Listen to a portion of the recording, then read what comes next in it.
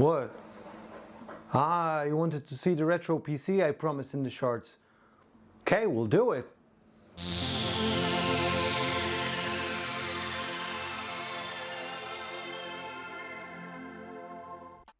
So, let's set it all up.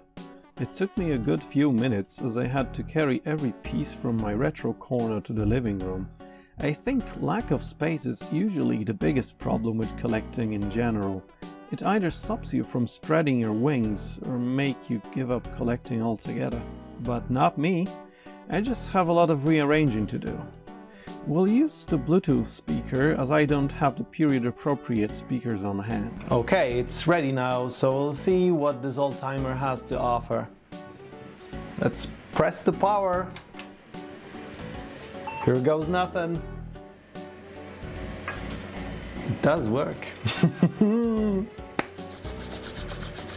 Ah, look at the crispness of this monitor. It's great. Windows 95. Just adjust the knobs a bit. Yep, make it bigger. And then center and a bit wider. So I can already see the CMOS battery is dead because it's 1 minute past midnight. Well, of course, that's a PC of a working man. There's not a lot of stuff, you know. When you look into the trash can, there's like some kind of bills and stuff. But let's see if it has some games. So, of course, there are a few games installed on the PC, like Monopoly, Holiday Island, Flight Unlimited, even The Curse of Monkey Island, but none of them worked with CDs, and I don't have any of those here, so I guess we'll have to pick a few games from my shelves. Let's get a racer, a platformer, and one more for good measure. An FPS game, a flight sim, one more racer, a strategy, one more FPS, which hopefully won't bring a copyright strike. We're almost there. A Shareware CD and an open world title. That's enough. Now we're ready to play a bit. The most important question one must ask regarding a PC, or any device for that matter, is: can it run Doom? Well, I only have Doom 2, but nobody's perfect. Let's pop it in the drive and see what happens. Quick installation and sound setup, and we're good to go. Nope, wait, there's no sound. So I quit and looked at the sound setup again, but it turned out that the problem was not hooking up the speaker at all. Silly me. So I inserted the jack in the sound card and boom, good old jolly demon grunting. Shooting the zombie soldiers felt as good as ever. The spritey, pixely goodness of imps shooting fireballs your way can never cease to amaze me. Pure perfection in graphics as well as sound department.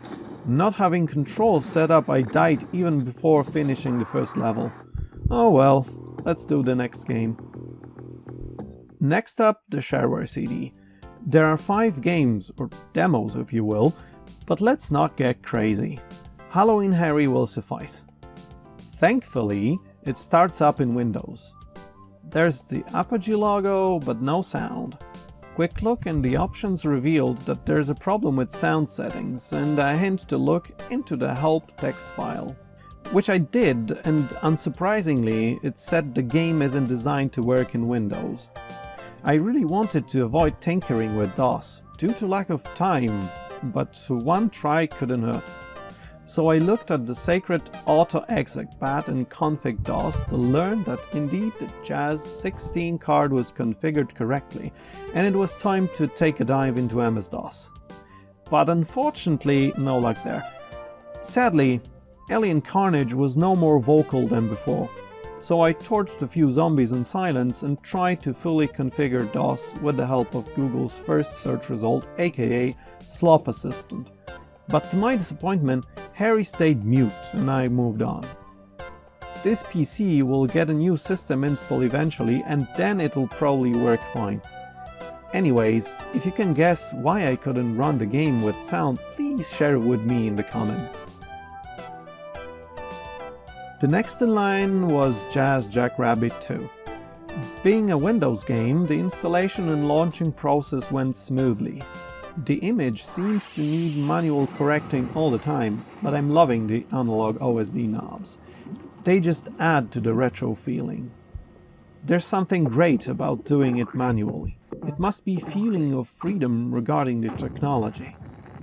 It seems like the further it develops, the more things are automatic to the point of being uncomfortable. For this reason, I hate smart TVs. There's usually no way to manually set to a mode that doesn't process the image from a console. Oh yeah, the cartoony intro is just top notch. A quick look into the options menu never hurt anyone. Let's see if this computer can run the game in max resolution and 16-bit colors. Meh. It seems to be already lagging in the menu, so let's go back to 8-bit. Okay, it's time for a new game. As you can see, it runs perfectly smooth, no stuttering, and the music sounds super crisp as well.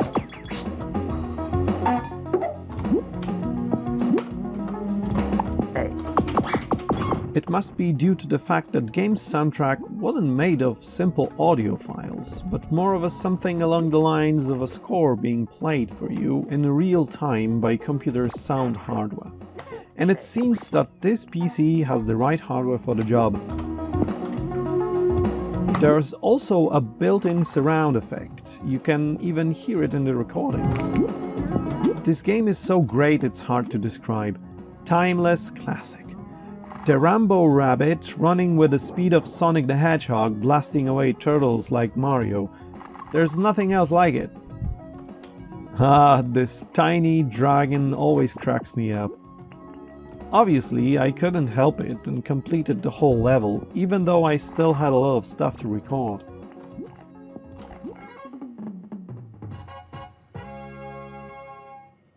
Next up, Heroes of Might and Magic 2. One step away from the best of the best. It was another game that took its sweet time to install.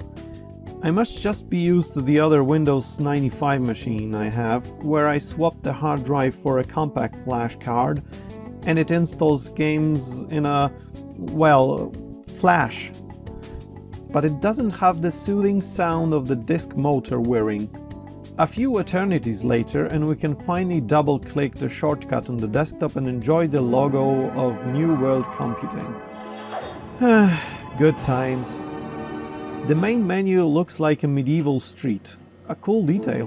But the game is a bit too dark. What can we do? Turn the knob a bit, of course. I have no idea who decided we don't need potentiometers anymore. It's just so convenient. The Good Old Heroes, a spin-off series that eventually went bigger than the main one.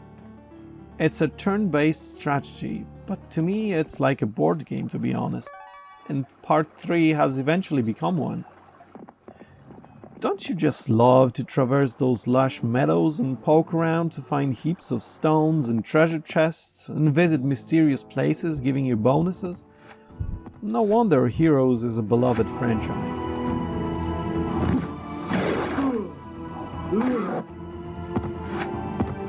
Well, how about some Destruction Derby experience? Let's pop the CD in the drive and check it out. Even though it has an MS-DOS installer, it works like a charm.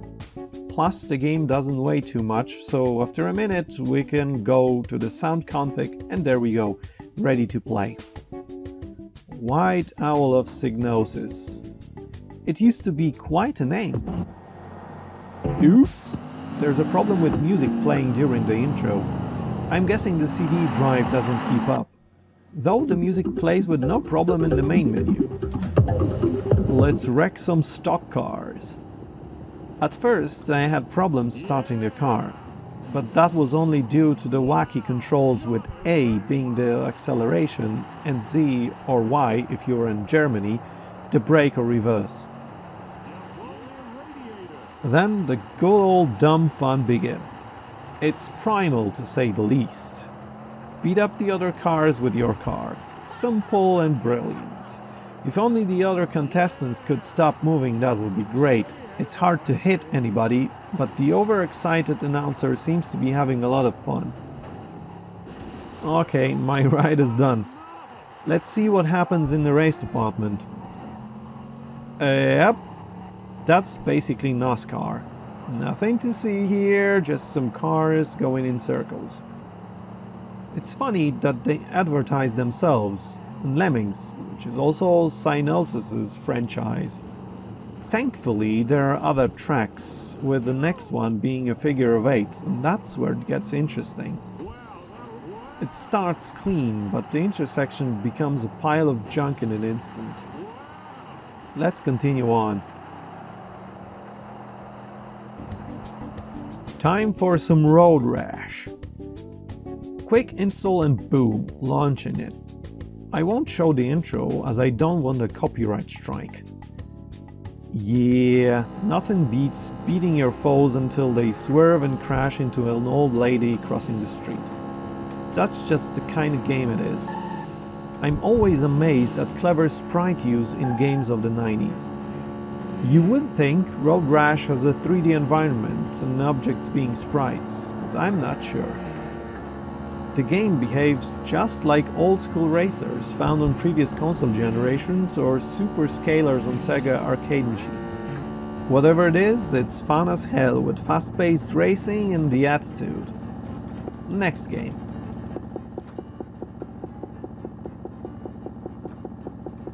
One of the freshest additions to the collection. Dark Forces, Doom in Star Wars universe. It was the first time I had anything to do with this game and was absolutely blown away at how good an installer it has and how compatible it is. The wizard is in DOS but functions flawlessly on Windows 95. It's also a first time for me seeing a DOS installer that lets you do custom installation. When the files are copied over to the hard drive, the wizard detects your sound card configuration itself and tests it. And the best of all, it works! But wait, there's more! The installer menu has an option to create a boot floppy for the game. I'm literally speechless. Well, maybe I'm overreacting. After all, I'm not a super experienced MS-DOS user, but I think this much care given to a DOS game is rare. But hey, LucasArts used to be owned by George Lucas then, and he did care. So let's take a look at the game. Yep, it's Star Wars alright. The opening text scroll and theme is there. I hope there will be no copyright strike. And we're landing on a planet. Cliché chasing a cliché, but that's just how it's supposed to be. Let's make a profile, just a little briefing by Mon Mothma, and we can start blasting. Now that's just the best. These retro-futuristic hallways of a base, 3D environments and 2D weapons and enemies. The only thing that doesn't match is how well the stormtroopers aim. They are so good they can even kill you. The only thing missing here is a lightsaber, but I guess we don't get one until the sequel. Moving on.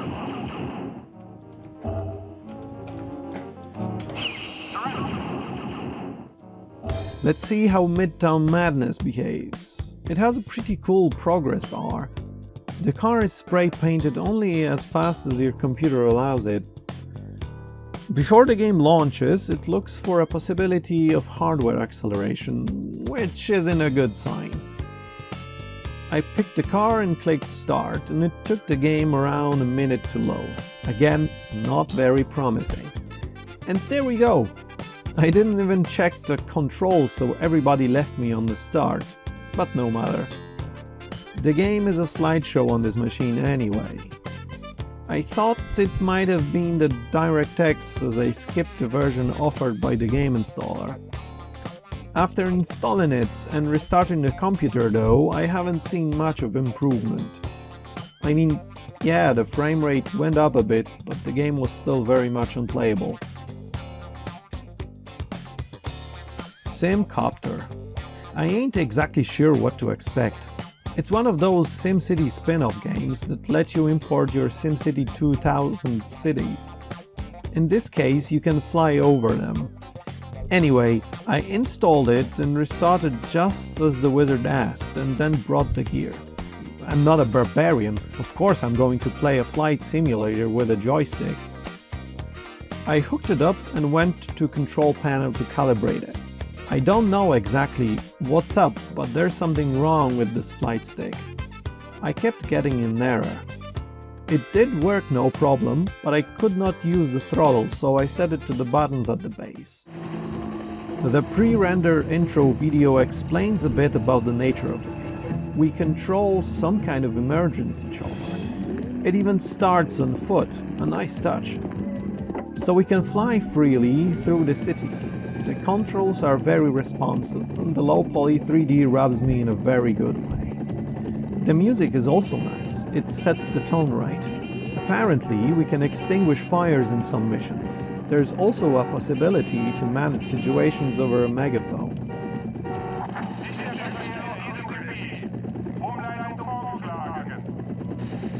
I'm not sure how speaking very loudly solves traffic jams, but as we can see, it certainly does. The next mission the game threw at me was to transport someone. As I was landing in this area of greenery, I was thinking my passenger was going to be this milk cow. I was promptly proven wrong by the man in black who hurried. No, wait. He was getting to the chopper! I kept flying with the guy, but no idea where his destination was. So, next game. Oh yeah, Lomax. Let's feed it to the PC. The game is the most distinct Lemmings spin-off. It doesn't need to be installed, it runs directly from the CD and it works this way. Although, like in most such cases, it is better to install it, especially with the slow CD drive. It doesn't take too long. Now let's just set the controls and run it in full screen mode. Comparing Lomax to the first Rayman is unavoidable. A pixel art, colorful platformer with lush environment feels very welcoming.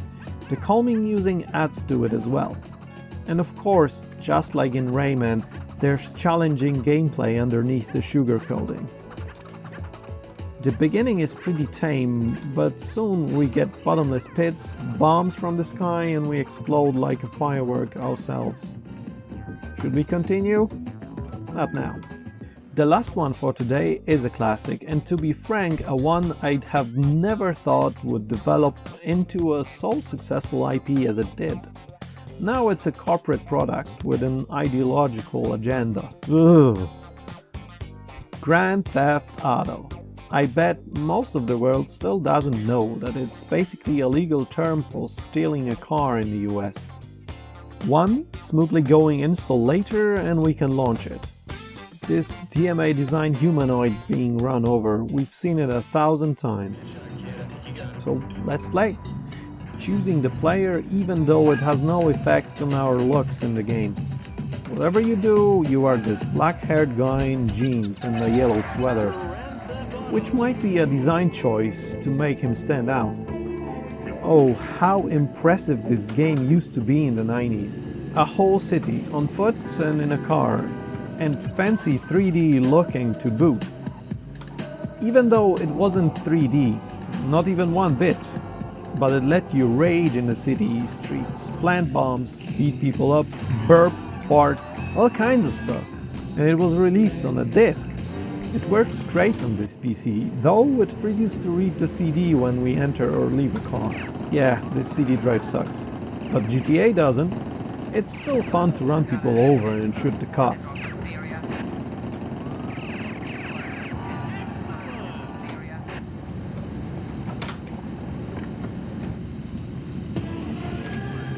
So that will be all I have for you this time. Hope you had as much fun as I did. This has been Peter from Alpha Retro Mega channel. Thanks for watching and see you in the next one. The video's done, and if you've gotten so far, it's time for nagging. So, if you liked this video, please consider doing anything that can help me as a creator. I hope to regularly deliver videos of such nature as you've just watched or similar, with better quality cause I blew it to an extent in this one. Thanks for watching and have a good day, night, week, year or whatever. Cheers!